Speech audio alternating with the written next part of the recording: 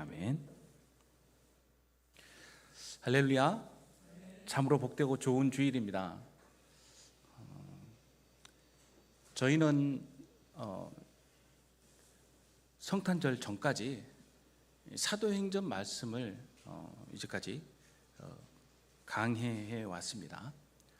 오늘 이제 주연절 절기를 지나서 수세주일을 지나서 이제 오늘 다시 사도행전 그 본문으로 돌아오고자 합니다. 그래서 오늘 본문 첫 절에 그때에라고 시작을 합니다. 그때가 어느 때입니까? 우리가 바로 이전까지 봤던 그 사도행전의 8장부터 11장에 이르는 그 내용, 그 시간적 시기에 해당이 됩니다. 즉 앞서서 우리는 스데반 집사님의 순교와 더불어서 예루살렘에 있는 교회의 교우들이 다 흩어지면서 그들이 발걸음을 저 멀리 북쪽으로는 페니키아, 베니게 지역으로, 그리고 또 페니키아에서 또 배를 타고 구브로로, 또 더러는 수리아 전체를 관할하는 수도인 안디옥까지 이르러서 하나님의 말씀을 왕성하게 전한 사건을 보게 됩니다. 그때 그들의 말씀 전도의 대상은 오직 유대인들이었습니다. 그런데 성령께서 강권하시고 역사하심으로 수많은 사람들이 하나님께로 돌아오는 그 사건을 목도하게 됩니다. 예루살렘에서 이방 사람들까지 주님께로 돌아온다라는 소식을 듣고 바나바를 파송하여서 이제 바울로 불리는 사울과 함께 안디옥 교회를 목회하게 하죠. 그리고 그 결과 안디옥 교회에서 처음으로 예수님을 따르는 믿는 자들을 그리스도인이라 부르게 됩니다. 그리고 이 그리스도인으로 불림받게 된 안디옥 교회 교인들이 마음을 합하여서 아가보라 불리는 선지자의 예언을 따라서 곧 흉년을 당하게 될 예루살렘을 위하여 연보를 걷게 됩니다. 그런데 바로 이 시기에 헤롯이 손을 들어 교회 중에서 몇 사람을 해치려고 했다는 내용이 시작으로 오늘 본문이 열리고 있습니다. 그런데 이때 이 헤롯 대왕은 누구를 말하냐면 헤롯 대왕의 손자인 아그리파 1세를 말합니다. 이 아그리파 1세는요 하스모니안 왕가의 혈족입니다.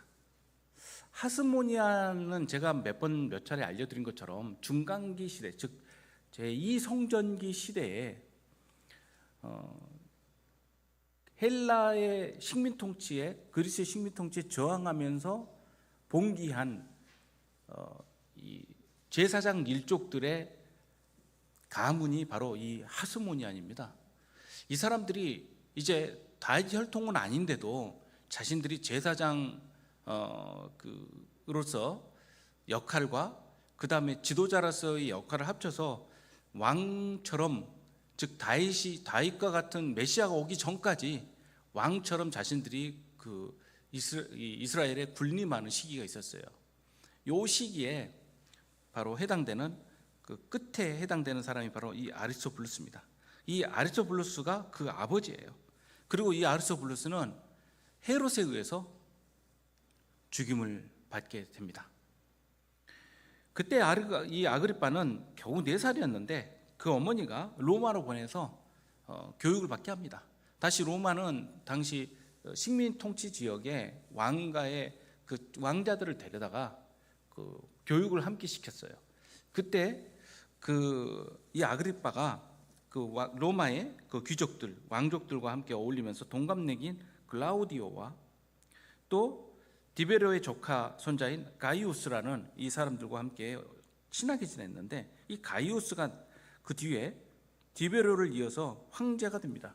이 가이우스가 아그리빠와 워낙 친하게 지냈기 때문에 그에게 이제부터 네가 왕해라고 한 거예요. 그러니까 그 전까지는 분봉왕, 즉 그 지방의 그 토호를 이끄는 사람 정도로서, 지도자로서 인정을 받았다고 한다면 찢겨서 이제 다시 왕이라는 바실리우스라는 칭호를 얻게 됩니다. 그러면서 빌립이 다스리던 북쪽 지역과 그리고 이 안디바스가 다스렸던 갈릴리까지 이어받습니다. 이 아그리빠가 워낙 얼마나 사람이 영악했냐면, 좋게 표현한 건가, 영악이냐면 사람이 아주 정치적이었는가.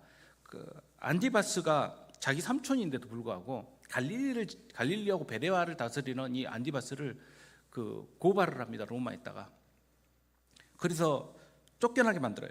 그리고 그 지역을 자기가 다스리게 되고, 나중에는 또 역시 친하게 지었던 이 글라우디오가 황제가 되었을 때 유다 지역까지 넘겨받게 됩니다. 유다 지역은 대대로 로마 총독이 다스리고 있었죠. 그래서 대왕이로 불렸던 헤롯에 이어서 아그리빠가 거의 헤롯이 차지했던 초기에 그 지역들을 다시 관할하면서 굉장히 큰 세력을 얻게 됩니다. 이 시기에 이 아그리빠는 유대인들에게 환심을 얻기 위해서 최선을 다해요. 그러니까 자신의 혈통이 이미 하스모니안이라는 정당성을 가지고 있었고, 유대인들 보기에요. 물론 이 정당성에 대한 논쟁이 있습니다. 왜 그러냐면 거기에 반대하는 또 일족들이 많이 있었기 때문에요. 그래서 그들을 어떻게든 자기의 지지 세력으로 끌어들이기 위해서 특별히 바리새파 사람들과 굉장히 친하게 지내려고 노력을 했어요. 그러니까 유대인들이 좋아하고 원하는 것을 위주로 정책을 펴려고 했다는 것이죠. 근데 이 사람의 이 치세가 44년에 끝이 납니다. 그러니까 44년이라면 바로 오늘 우리가 보는 본문 12장 뒤에 보면 헤롯이 이 가이사라라는 곳에서 멋지게 연설을 하다가 하나님께 영광 돌리지 않았으므로 하나님께서 치셔서 죽게 되었다라고 나오는데, 바로 그때가 주후 44년경이라는 거예요. 그런데 우리가 앞서서 봤던 아가보에 의해서 예언이 되었고 흉년이 올 것이라고 했던 그 흉년 시기는 언제냐면 그 뒤로 3년여 뒤입니다. 그러니까 시기가, 제가 지금 드릴 말씀은 뭐냐면, 성경을 역사적으로 읽다 보면 뭔가가 서로 아기가 안 맞아요. 앞서서 이미 이것 때문에 연보를 거둬서 보냈다고 하는데, 바로 그 뒤에 뭐가 나오냐면 그보다 먼저 일어나야 할 이 헤롯의 죽음이 나온다는 거예요. 그래서 이걸 어떻게 해석하냐에 가지고 또 학자들끼리 논의가 있습니다. 여기를 이제 이것을 좀 이해하기 쉬운 방법은 뭐냐면, 흉년은 그 뒤에 일어났지만 일어날 흉년을 애언해서 이걸 대비함으로 연보를 미리 준비해서 보내게 되었다라고 이해하는 경우가 있고, 그거와 상관없이 주제에 따라서 이제까지 왔던 대로 꼭 시간을 맞출 필요 없이 주제에 의해서 앞서서 먼저 이야기하고 뒤에서 다시 설명하는 방식으로 나아가고 있다라고도 이해할 수 있겠습니다. 그래서 성경을 진중하게 읽으면서 제가 이제 사도행전을 강론하고 있기 때문에 이 부분을 갖고 혹시나 책을 참고하신다지로 보면 이렇게 뭔가 어긋나는데라고 보시는 분이 계신다면, 이해를 할 때 있어서 항상 성경의 말씀의 의도를 살피면서 따라가시면 되리라 생각이 듭니다. 오늘 저희가 앞서서 봤던 것은 발걸음들이었어요. 그러니까는 예루살렘에 있는 교인들이 흩어지면서, 박해를 받은데도 흩어지면서 그들의 발걸음이 전도자의 발걸음으로 바뀌면서 하나님의 성령의 역사들이 일어나는 것을 우리는 살펴봤습니다. 오늘은 손에 관하여 저는 보게 됩니다. 어떤 손입니까? 먼저 헤롯 왕의 손이에요. 이 손은 뒤에 보면 그 헬라어 원어를 보면 이 케이르라는 이 손이라는 말이 그 뒤에 해하다라는 이 카코사이라는 단어와 함께 연결되면서 이 손이 행하는 목적은 뭐냐면 괴롭히고 핍박하고 고통을 주거나 해하기 위해서 하는 행위예요. 이것이 헤롯의 손입니다. 헤롯으로 대표할 수 있는, 하나님 왕국과 반대되는 세력에 있는 손은 어떤 손이냐? 교회를 대적하는 손이죠. 이 대적하는 손이 일어나서 교회 중에서 몇 사람을 해하려 한다 했을 때 그 몇 사람을 누구를 말하냐면 지도자들이죠. 우선은요. 항상 그 머리를 잡으려고 하는 거 아니에요? 지도자들을 해하려고 하기 위해서 했던 결과가 뭐냐면 요한의 형제 야고보가 죽는 사건이에요. 순교한 사건입니다. 야고보는 사도들 가운데 첫 번째로 순교한 인물로 성경에 이렇게 나오게 됩니다. 이 야고보는 예수님과 더불어 대화할 때 그 앞날을 미리 예견할 수 있는 대화를 합니다. 마가복음 10장에 보면 그 마지막 때에 예수님께서 제자들과 함께 모일 때 세베대의 아들 야고보와 요한이 등장을 하죠. 그 야고보가 이 야고보입니다. 이 두 사도가 등장을 해서, 제자가 등장을 해서 예수님께 간구를 하죠. 주님, 우리가 원하는 게 있습니다. 무엇을 원하니? 주님의 영광 중에 우리 하나는 주님의 우편에, 하나는 좌편에 앉게 해 주십시오. 우리를 영의정, 좌의정 양쪽에 총리시켜서 각각 자리를 좀 주시는 게 어떻겠습니까? 이렇게 이해하는 분들이 계시고, 또 마지막 만찬의 자리에서 주님의 자리에 양쪽에 우리가 주님을 보좌하도록 해달라는 말로 이해할 수도 있고요. 그때 예수님께서 이렇게 말씀하시죠. 너희가 구하는 것을 이해를 온전히 못하는구나. 내가 마시는 잔을 너희가 마실 수 있고 내가 받는 세례를 너희가 받을 수 있어? 라고 묻습니다. 그 잔은 무엇입니까? 십자가의 잔이죠. 세례는 무엇입니까? 죄 없으신 예수님께서 죽기까지 낮아지셔서 가장 낮은 자리에서 행하셨던 그 섬김과 순종의 자리죠. 이것을 너희가 할 수 있느냐라는 질문 아니에요? 그때 이들이 했던 대답을 들어보십시오. 우리가 할 수 있습니다. 그 대답은 인간적인 대답이면서도 아마 성령의 감동으로 이루어진 대답일 수도 있겠습니다. 예수님께서 이렇게 말씀하셨기 때문이에요. 너희는 내가 마시는 잔을 마시며 내가 받는 세례를 받을 것이야. 이 잔을 마신다라는 것은 바로 그와 같은, 예수님과 같은 죽음을 의미하기도 하겠죠. 그래서 이 대화처럼 야고보는 그러한 죽음을 맞이하게 됩니다. 예수님께서 십자가를 지실 때 유다 지역에 있었던 그 사람들이 함께 그 일을 좋아했던 것처럼 그 반응이 일어나는데 3절에 유대인들이 이 일을 기뻐하는 것을 보고 라고 나옵니다. 여기서 말하는 유대인들은 모든 유대인들을 싸잡아서 말한 건 아닐 거예요. 여기서 말하는 유대인들은 정책을 담당하고 이 헤롯의 지지 기반을 형성하는 사람들을 이야기할 것입니다. 이들이 기뻐하는 것을 보고 야고보를 죽이니까 이들이 좋아하네?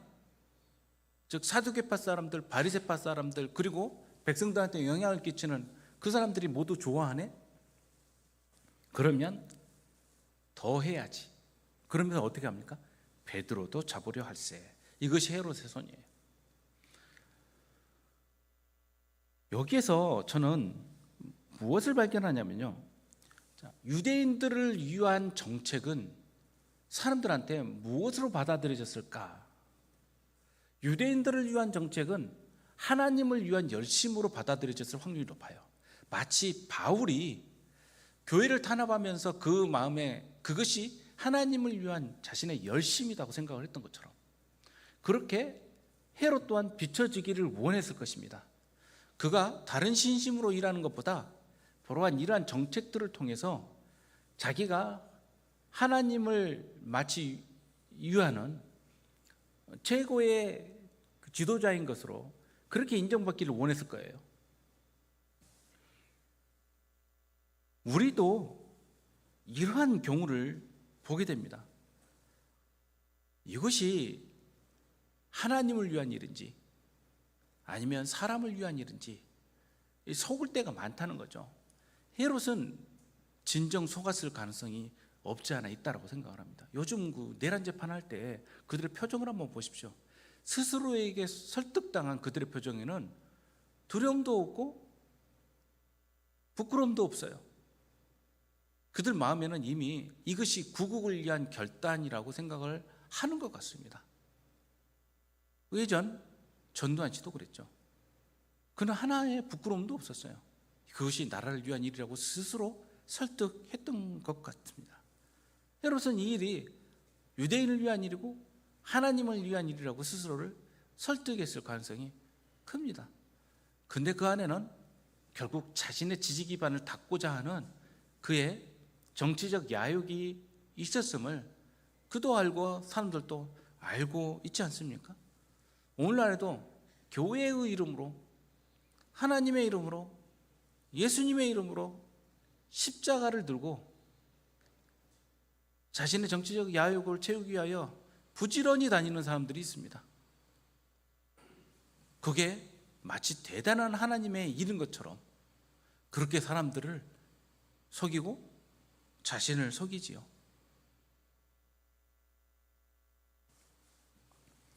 그리고 법적 단죄를 당하면 커다란 정치적, 종교적 핍박을 받는 것처럼 자신을 꾸며냅니다.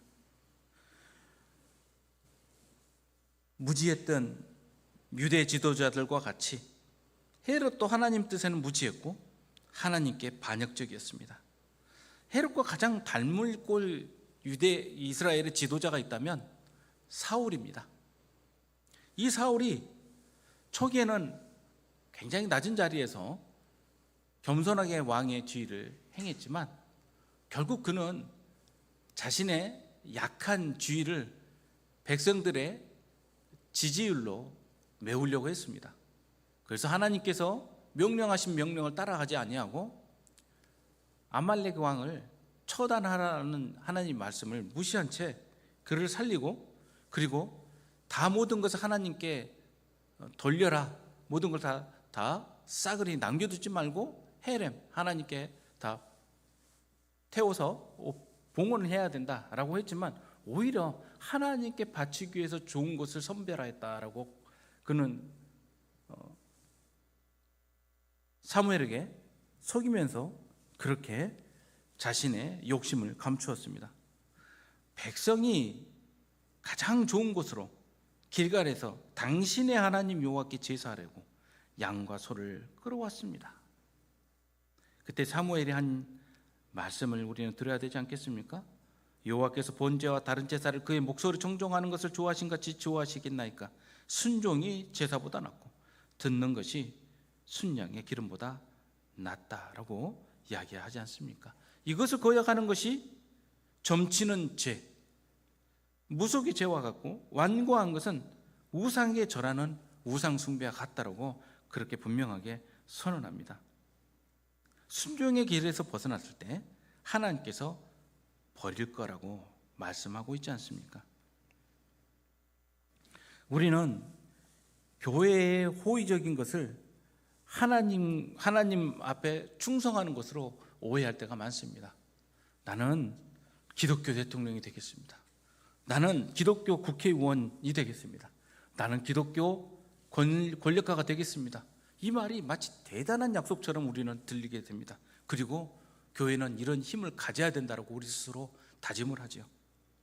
그러나 이것은 우리 신앙과는 아무런 상관이 없습니다. 우리는 비록 이 세상에 살고 있지만 우리는 하늘에 속해 있음을 잊어서는 안 됩니다. 이 땅에서 우리의 이익을 지키는 것이 중요한 것이 아니라, 우리 집단의 이익을 지키는 것이 중요한 것이 아니라 하나님의 뜻을 순종하고 이루는 것이 무엇보다 중요하다는 것을 우리는 잊어서는 안 되는 것입니다. 이제 헤롯은 베드로까지 죽이기 위하여 예를 씁니다. 잡아서 옥에 가둡니다. 군인 4씩 4패에 맡겨 지키고 유월절 후에 백성 앞에 끌어내고자 하였다라고 나옵니다. 이 시기가 어느 시기냐면 무교절 시기입니다. 자, 무교절은 어떤 절기입니까? 무교절은 유월절과 함께 오는 8일간의 기간이죠. 그리고 이 기간과 베드로가 대입되는 것은 바로 이때 예수님께서 잡히셔서 십자가에 달리셨기 때문입니다. 이때처럼 베드로도 잡혀있지만 이 기간에는 베드로를 함부로 죽일 수 없었던 것이, 이 기간이 바로 명절 기간이었고, 이 유월절은 거룩함을 훼손시키는 일이 있어서는 안 되기 때문에 그렇습니다. 그래서 이 기간을 지난 다음에 공개적으로 처형하기 위해서 옥에 가두게 됩니다. 여기 매우 자세한 설명들이 잇따라 들어가는데요. 군인 4씩 4패에 낚였다라는 것은 총 16명의 군인들이 교대로 지키는 당시 로마의 관행과 매우 잘 어울리는 적절한 그 내용이라고 할 수 있겠어요. 그래서 밤 시간대에 나누어서 4번의 경비 시간 동안 잠시도 멈춤이 없도록 그렇게 4명씩 수비대로 베드로를 지키고 있었어요. 이에 베드로는 옥에 갇혔고 교회는 그를 위하여 간절히 하나님께 기도하더라라고 나옵니다. 자, 이 5절에서 우리는 또 다른 손을 발견하는데 이것은 교회의 손입니다. 기도하는 손이죠. 세상의 손에 맞서기 위한 유일한 방법은요, 기도의 손입니다. 여기서 간절히 하나님께 기도하더라라는 말에 이 2개의 헬라어 단어가 끼어 있는데 기노마이라는 단어와 액테노스라는 단어가 끼어 있습니다. 이 기노마이는 무엇인가가 멈추지 않고 계속되고 있는 상황을 말을 해요. 그리고 액테노스는 뭐냐면 아주 열정적으로 뜨겁게 이루어지는 일을 말할 때 이 단어가 쓰여집니다. 그러니까 이 열정적인 기도가 멈추지 않고 지속적으로 이어지고 있는 것을 설명하고 있는 것이죠. 이것을 직역하면 그를 위하여 간절히 하나님께 기도하다라는 것은 기도가 멈추지 않고 뜨겁게 수행되었다라고 직역할 수 있겠죠. 이 말씀은 예수님께서 겟세마네 동산에서 제자들에게 하신 말씀이에요. 너희들이 깨어서 기도해야 된다라고 간절히 부탁하시죠.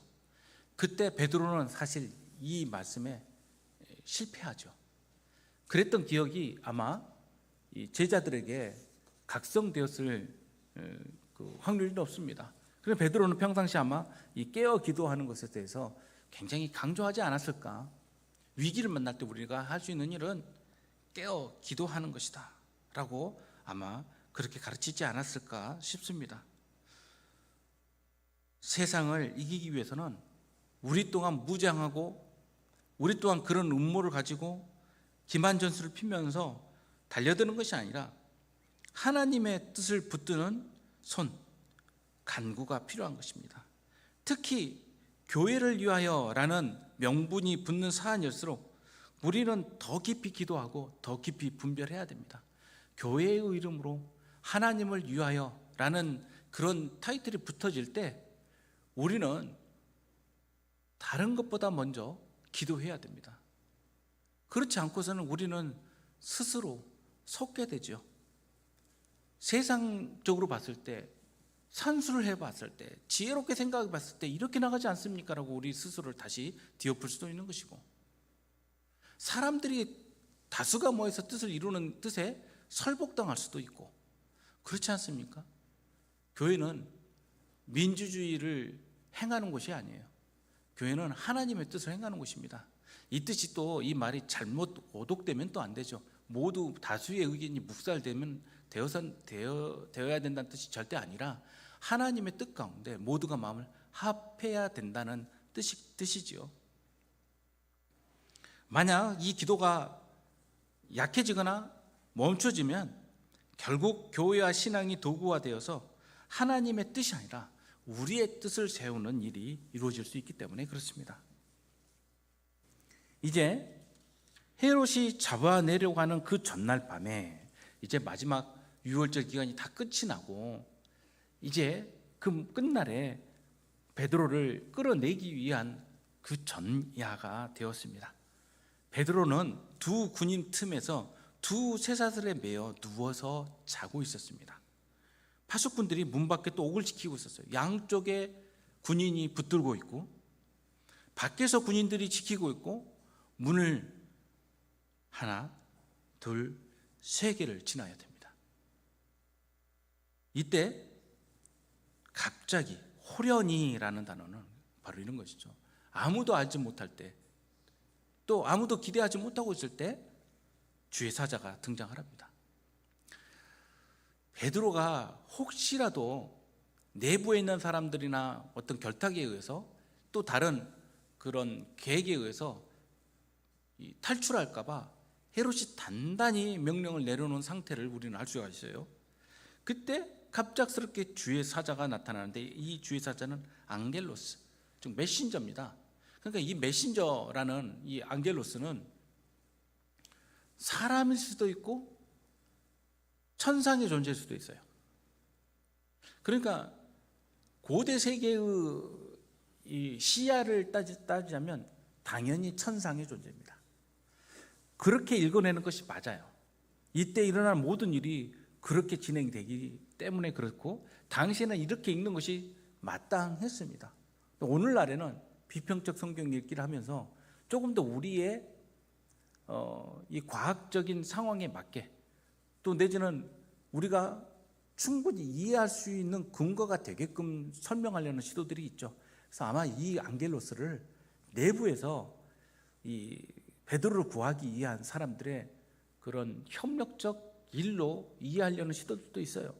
그렇게 된다고 해서 결과가 바뀌는 건 아닙니다만 이걸 하나님의 천상의 순전한 기적으로 받아들이기 원하는 분들에게는 좀 불편한 해석이 될 수도 있겠죠. 그러나 이 내용을 보면 이것은 사람들이 할 수 있는 그런 내용들은 아니에요. 옥중에 광채가 빛나며, 아니 어둡게 조용히 진행이 돼야 되는데 갑자기 이 안에 불 다 켜고 일을 하면 어떻게 됩니까? 근데 옥중에 광채가 환히 빛냈다라고 설명이 되고 있어요. 그리고 베드로 옆구리를 쳐서 이르되 급히 일어나니 쇠사슬이 손에서 벗어지더라. 이거 어떻게 저절로 그렇게 될 수가 있겠어요? 근데 여기에서 저는 조금 읽다가 저 스스로 조금 혼자 웃었어요. 왜 그러냐면 심각한데 베드로의 모습을 보면 베드로는 항상 이렇게 등장을 합니다. 다음날 죽게 되잖아요. 그리고 이미 알고 있습니다. 그는 이 무교제를 끝나면 끌려가서 처형당할 것을 알고 있어요. 다음날 사형 집행되는데 이렇게 편히 잘 수가 있어요? 그리고 옆에서 조용히 여기서 쳐서 깨웠다라는 뜻은 이렇게 옆에서 자자 어서 일어나 이런 게 아니에요. 옆구리를 손바닥으로 사정없이 치는 겁니다. 야 일어나 지금 잘 때냐 이렇게 치는 거예요. 엄청 세게 치는 겁니다. 자다가 깨우면 진짜 짜증났을 것 같은데 여하튼 이 내용을 보면 베드로는 간절히 기도했을까 싶은 생각이 또 한편으로 들어요. 겟세마네 동산에서 똑같은 상황 아닌가 이런 생각도 좀 들고 한편으로는. 근데 다른 면에서 보자면 베드로는 굳건히 믿고 있었음을 저는 그 믿음을 한편으로 보게 됩니다. 마태복음 10장에 주님께서 이렇게 말씀하시죠. 예수님께서 핍박당하실 때 예수님께서 하신 말씀이에요. 제자가 선생 같고 종이 상전 같으면 족하도다. 집 주인을 바알세불이라 하여거늘 하물며 그 집 사람들이라. 예수님을 사단이라고 그랬어요. 유대인들이 그렇게 말하는데 그럼 제자들은 무엇이 되겠습니까? 그런즉 그들을 두려워하지 말라. 감추인 것이 드러나지 않을 것이 없고 숨은 것이 알려지지 않을 것이 없느니라. 내가 너희에게 어두운 데서 이르는 것을 광명한 데서 말하며 너희가 귓속으로 듣는 것을 집에서 전파하라. 몸은 죽여도 영혼은 능히 죽이지 못하는 자들을 두려워하지 말고 오직 몸과 영혼을 능히 지옥에 멸하실 수 있는 이를 두려워하라. 그래서 베드로는 죽음 앞에서 온전하게 편안함을 가질 수 있지 않았을까. 그래서 얼마나 편하게 있었냐면요, 옷도 다 벗고 허리띠도 풀고 신발도 벗고 아주 편안한 자세로 누워서 자고 있었어요. 그는 천사가 일러준 말을 따라서 다시 겉옷을 두르고 허리띠를 메고 신을 신습니다. 그리고 따라오라 하는 말을 듣고 따라 나섭니다. 그런데 베드로가 이게 꿈인지 생시인지 깨닫지 못했대요. 워낙 몽롱한 가운데 갑작스럽게 일어난 일 가운데 이러한 상황을 맞이했기 때문에 그렇습니다. 첫째와 둘째 파수를 지나서 시내를 통한 쇠문에 이르니 라고 나옵니다. 여기서 나와서라는 말, 지나 쇠문에 이르니 문이 저절로 열리는지라라고 되는데, 여기 안에 그 다른 그 본문에는 7계단을 내려와라는 본문에 이 포함이 되어 있는 본문이 있습니다. 그 서방 본문에. 이 내용은 무엇을 암시하냐면요, 당시 베드로가 갇혀 있는 장소를 구체적으로 설명하려는 시도가 있어요. 베드로가 갇혀 있었던 곳은 예수님께서 매질당하고 고문당하셨던 그 안토니우스 요새라는 바로 성전 밭 옆에 로마인들의 그 성체가 있는데, 바로 그 자리에 갇혀 있었을 가능성이 굉장히 큽니다. 그 자리에 두꺼운 쇠문이 마지막으로 열리면서 큰 길로 나오게 됩니다. 이때 우리는 발견할 손이 있어요. 그것은 감옥문을 여신 하나님의 손이에요. 세상을 대적하는 헤롯의 손, 거기에 맞서서 교회는 기도함으로써 기도의 손을 내밀고, 하나님께서는 이 위기를 끝내시는 구원의 손을 내미십니다. 여기에서 또 한편으로는 마음이 약간 거칠어지면서 다른 질문을 던질 수가 있어요. 저는 그랬습니다. 베드로를 구하시는 이 하나님의 손 너무 좋은데 왜 야고보는 구하지 않으셨지? 여러분, 그런 삐딱한 좀 생각 안 드세요? 저는 좀 삐딱하기 때문에 읽으면 그렇게 안 읽어지거든요. 아니, 야고보는 그러면 누가 어떤 주석인데 야고보를 위해서는 기도를 안 했을 수도 있다, 이런 말이 어디가 있어요? 야고보를 위해서 기도를 안 했겠어요? 교인들이요? 야고보의 기도는 왜 안 들어주셨을까요? 그럼 베드로의 기도는 들어주세요? 우리는 어떻게 이것을 해결을 해야 됩니까? 우리는 우리 가족들을 위해서, 우리 지체들을 위해서 기도하죠. 우리 하나님께서는 그 기도에 응답하시기를 원하고 또 응답하시죠. 그리고 순간의 위험을 벗어날 때 우리는 하나님의 도우심과 천사의 개입을 믿습니다. 저는 지난주에도 그렇게 믿었어요. 제 아들 교통사고 날 뻔했거든요. 길 건너는데 그냥 차가 그냥 달려들더라고요. 근데 순간의 찰나에 자기 말이 발이 꼬여서 잠깐 주춤했는데 그 사이에 차가 쑥 코앞에서 지난 걸 제가 보면서 하루 종일 얼마나, 저는 사실 제가 뭐 웬만한 일에는 제가 안 하는데 자식 문제만큼 사람이 안 그래지더라고요. 생각나면 가슴이 벌렁거리고 또 생각하면 아이고 그때 큰일 날 뻔봤다 정말. 그러면서 제 머릿속에 안 보였던 그림이 보이는데 천사가 확 잡아서 탁 당기는 그런 그림 말입니다. 그런데 어느 때는 그런 개입이 일어나고 항상 기도하는 가정 가운데 어떤 때는 어려움들이 일어납니까? 우리는 우리의 뜻대로 하나님을 움직이기 위해서 기도하는 것이 아니라 하나님의 뜻을 깨닫고 순종하기 위해서 기도합니다. 하나님은 우리 믿는 이들의 기도를 사용하시지만 그 기도에, 그 언어에 매이시는 분은 아닙니다. 그거에 의존하시는 분도 아니시죠. 하나님의 역사를 이루십니다. 그런데 우리의 뜻에 따라서 어쩔 때는 돌이키신다라고 말씀을 하시죠. 베드로는 그러면 이때 구원받아서 전국의 해피엔딩으로, 우리들이 아는 세상의 해피엔딩으로 그렇게 마무리를 짓습니까? 아닙니다. 베드로도 결국은 순교를 합니다. 그에게는 하나님의 계획을 이룰 시간이 필요했습니다. 그리고 이 일에 대하여 성경에서는 히브리서에서 보면 분명하게 기록하는 내용들이 있습니다. 그것은 어떤 내용입니까? 바로 믿음은 바라는 것들의 실상이요 보이지 않는 것들의 증거라고 말씀하시는 내용입니다. 우리는 기도를 통하여 하나님께서 이루시는 그 끝을 보게 됩니다. 그렇게 함으로써 하나님의 계획에 순응하게 되죠.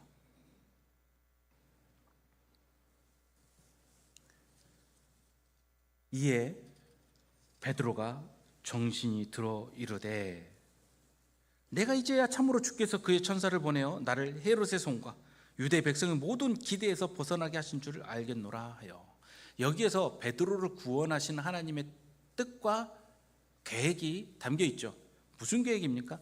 그 헤롯의 손, 그 악한 손과 그들의 기대와 계획을 무산시키려는 하나님의 뜻이에요. 너희들이 그런 뜻과 악한 계획을 세워서 너희들이 하나님의 계획을 막을 수 있다고 생각하느니? 그렇지 않다는 것을 분명하게 보여주신 거예요. 베드로는 자기를 살리는 것에 대한 하나님의 감사, 내 목숨을 구했다라는 안도감이 아니라 하나님께서 이루신 일이 무엇인지를 깨달아 알게 되죠. 세상은 자신들의 계획하는 것이 당연하게 이루어진다고 생각을 하죠. 철저하게 준비하면 된다고 생각을 합니다. 그러나 하나님의 계획은 이와 다르죠.